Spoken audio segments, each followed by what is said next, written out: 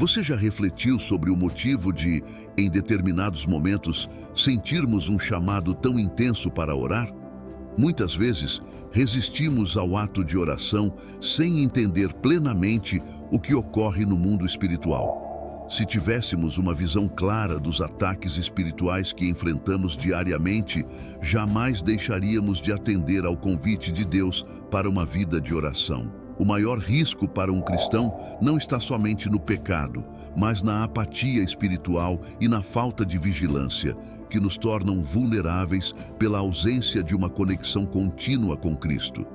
É exatamente nesse estado de descuido que o inimigo encontra a abertura perfeita para agir. Ao compreender melhor como ele atua, perceberíamos que os desafios diários que enfrentamos raramente surgem de forma repentina. Se enxergássemos a verdadeira dimensão dos fatos, veríamos que os ataques são planejados com antecedência, muito antes de se manifestarem no mundo físico. Para ilustrar, imagine que em determinado momento você perdeu o emprego e enfrentou problemas de saúde graves, a ponto de ser hospitalizado. À primeira vista, pode parecer que os ataques começaram nesse instante, mas, na verdade, as ações do inimigo foram preparadas muito antes.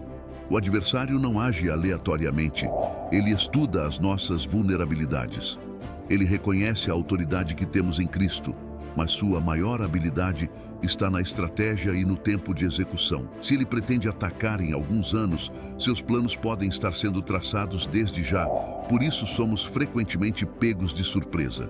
Sem uma vida de oração, ficamos despreparados e acabamos lidando com os efeitos, em vez de vencermos o problema desde a sua raiz. Jesus explicou esse princípio na parábola do trigo e do joio, registrada em Mateus 13, 24 a 30. Ele fala sobre um homem que semeou boa semente em seu campo, mas enquanto todos dormiam, seu inimigo veio, semeou joio entre o trigo e foi embora. Quando o trigo começou a crescer, o joio também apareceu. Essa passagem revela algo profundo. O descuido e a falta de vigilância, simbolizados pelo sono, permitiram que o inimigo agisse, e o joio permaneceu oculto até o momento em que os frutos começaram a surgir. Pense nisso. Deus deseja que nossas vidas sejam produtivas e cheias de bênçãos. Porém, é justamente quando as coisas começam a progredir que os problemas aparecem. O inimigo planta pequenas sementes de dificuldade que ficam adormecidas até que um momento de sucesso se aproxima. Esses problemas, muitas vezes, se manifestam de forma planejada, surgindo quando estamos prestes a alcançar algo significativo. Como exemplo, enquanto solteiros, talvez não enfrentemos grandes dificuldades. No entanto, ao falar sobre casamento ou dar passos em direção a um novo emprego, os problemas surgem de maneira repentina. Esse é o motivo pelo qual Deus nos chama a uma vida de oração contínua. O que vemos no mundo físico é muitas vezes apenas um reflexo das batalhas travadas no mundo espiritual. Há pessoas que dormem e não acordam. E enquanto muitos acreditam que foi um chamado divino, nem sempre é esse o caso. Algumas mortes físicas podem ser resultados de batalhas espirituais. Efésios 2, 1 a 2, descreve que estávamos mortos em nossos pecados e vivíamos sob a influência do príncipe do poder do ar. Embora muitas pessoas pareçam vivas fisicamente, espiritualmente estão mortas, vivendo como zumbis espirituais. O inimigo trabalha nos bastidores, utilizando situações como doenças ou desafios para ocultar sua verdadeira intenção. Quando visitamos um hospital, podemos pensar que os pacientes enfrentam apenas problemas médicos. Porém, a história de Jó nos lembra de outra possibilidade. Em Jó 2:7, vemos Satanás afligindo Jó com doenças físicas, enquanto os amigos de Jó acreditavam que ele estava sob castigo divino. A realidade era outra. O sofrimento de Jó fazia parte de um ataque espiritual autorizado por Deus. O diabo tem poder, mas esse poder é limitado e está subordinado à autoridade de Deus. Nada acontece em nossas vidas sem a permissão do Senhor.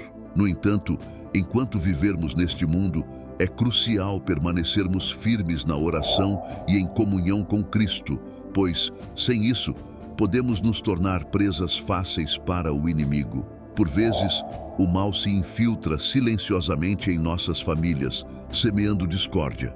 O adversário pode enviar alguém para plantar conflitos, retirar-se e deixar a discórdia crescer entre os membros da família, sem que percebam sua origem real. Em outras ocasiões, ele utiliza a enfermidade.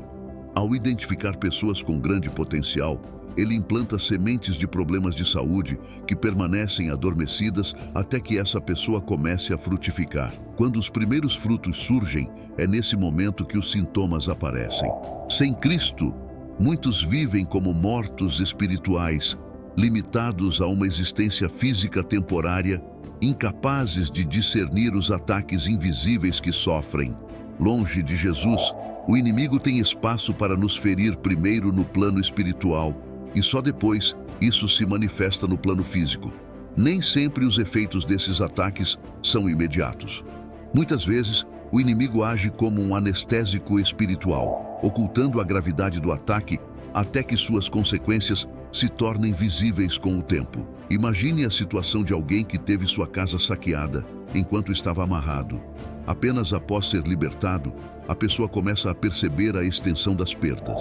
De forma semelhante, ataques espirituais frequentemente deixam cicatrizes ocultas, que só se revelam com o passar do tempo. Quando ouvimos sobre histórias de cristãos que enfrentaram tragédias, como acidentes ou perdas inesperadas, isso nos leva a refletir. Mas o inimigo não discrimina entre aqueles que são novos na fé e os que já caminham há anos. Sua meta é sempre destruir, independentemente de quem seja, se permitido por Deus. O relato em Atos 12 nos lembra dessa realidade espiritual. O rei Herodes perseguiu os seguidores de Jesus, matando Tiago e aprisionando Pedro. O destino de Pedro parecia selado, mas a igreja orava incessantemente por sua libertação. A resposta veio de forma milagrosa. Um anjo do Senhor libertou Pedro da prisão, frustrando os planos de Herodes. Esse episódio destaca a importância da intercessão e do poder de uma igreja que ora. Mesmo como filhos de Deus, estamos sujeitos a provações e ataques. Salmos 82, 6 a 7 nos adverte de que, embora sejamos chamados de filhos do Altíssimo, podemos perecer como mortais, se não estivermos atentos e vigilantes. Essa história de Atos é um lembrete poderoso de que os planos malignos são inúteis diante de uma igreja em oração. Herodes, que acreditava poder interromper o avanço do reino de Deus, foi confrontado com o poder invisível das orações da igreja. Assim como Deus interveio naquele tempo, Ele continua agindo hoje. Contudo, é necessário que sejamos perseverantes em nossa comunhão com Ele. É importante lembrar que a oração não elimina as dificuldades da vida, mas nos dá forças para enfrentá-las. Aqueles que cultivam o hábito diário de conversar com Jesus possuem uma confiança inabalável de que Ele está ao seu lado. Eles sabem que não estão sozinhos. Orar é mais do que falar, é também ouvir. Quem está em constante comunhão com o Espírito Santo busca direção nele, em vez de confiar apenas em sua própria experiência ou conhecimento. Orar tem um poder inimaginável. Imagine o quanto poderíamos evitar sofrimento se consultássemos o Senhor antes de agir. Quero desafiá-lo a começar hoje mesmo. Reserve um tempo no seu dia, nem que sejam apenas 5 minutos, para conversar com Deus. Ou talvez você esteja se sentindo distante de Deus, achando difícil até mesmo voltar a orar. Talvez sua vida esteja cheia de escolhas que não agradam ao Senhor e você sente que precisa de uma transformação. Ele deseja restaurar sua vida e lhe dar um novo começo. Se você quer aceitar Jesus Cristo como seu Senhor e Salvador, repita essa oração comigo. Senhor Jesus, peço perdão pelos meus erros e por tudo o que tem me afastado de Ti. Quero entregar minha vida a Ti. Te reconheço como meu único e suficiente Salvador. Entra no meu coração, muda a minha história e guia os meus passos. Me ajuda a viver segundo a Tua vontade. a permanecer firme na oração e a crescer na comunhão contigo. Obrigado por me amar e por dar a sua vida por mim. Em nome de Jesus, amém. Se você fez essa oração, saiba que foi o início de uma jornada incrível com Deus. Ele está ao seu lado e coisas grandiosas estão por vir. Quero te fazer uma pergunta. Você já imaginou como será o arrebatamento da igreja? Esse evento extraordinário, tão aguardado pelos cristãos, está cada vez mais próximo. Mas será que estamos preparados? Confira aqui na descrição e nos comentários mais formas para você se aprofundar no tema e ainda ajudar esse projeto a alcançar cada vez mais pessoas para Jesus. Fique conectado para receber mais mensagens e lições que vão edificar a sua vida em Cristo. Não perca a chance de se aprofundar nesse estudo tão importante para a sua vida e para a sua fé. Clique em gostei para nos ajudar a alcançar mais pessoas com essa palavra transformadora. Inscreva-se no canal agora mesmo e ative o sininho para receber conteúdos, curiosidades e mensagens transformadoras como essa.